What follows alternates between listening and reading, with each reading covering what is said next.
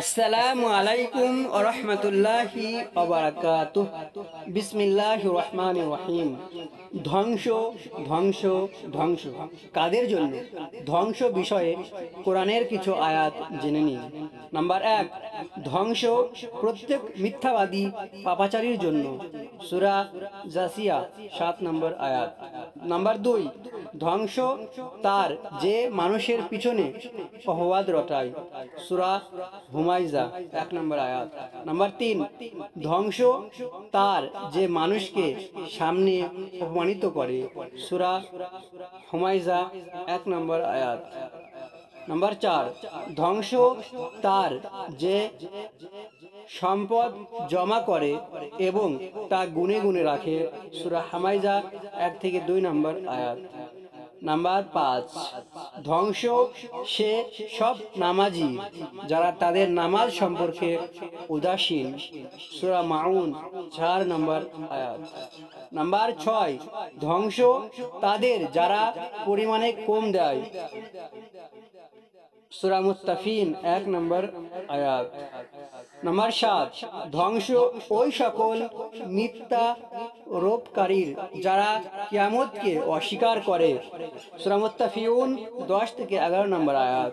Number ৮, ধ্বংস তাদের জন্য যারা নিজ হাতে কিতাব রচনা করে এবং সামান্য মূল্যে লাভের জন্য বলে এটা আল্লাহর নিকট হতে। সূরা বাকারা ৭৯ নম্বর আয়াত।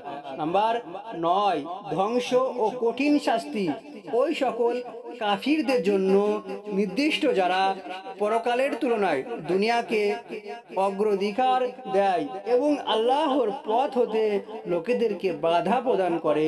সূরা ইব্রাহিম ২ থেকে ৩ নম্বর আয়াত। নাম্বার ১০, ধ্বংস তাদের যারা মহান দিবসের উপস্থিতিকে অস্বীকার করে। মহান দিবস হলো কাল কিয়ামত। সূরা মারিয়াম ৩৮ নম্বর আয়াত। নাম্বার ১১, ধ্বংস ওই সকল লোকেদের যারা আল্লাহর সম্পর্কে অযথা মিথ্যা কথা বানায়।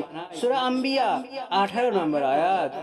নাম্বার ১২, ধ্বংস ওই সকল কাফিরদের যারা ধারণা করে আসমান, জমিন ও এর মাঝে যা কিছু আছে আল্লাহ সেগুলো অর্থনক সৃষ্টি করেছে।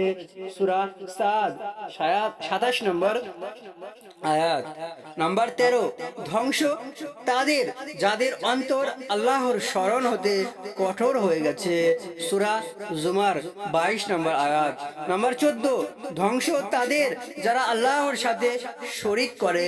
সূরা হামিম সাজদা ৬ নম্বর আয়াত। মহান আল্লাহ আমাদের এমন ধ্বংসশীল কর্মকাণ্ড থেকে হেফাজত করুন। আমিন সুম্মা আমিন।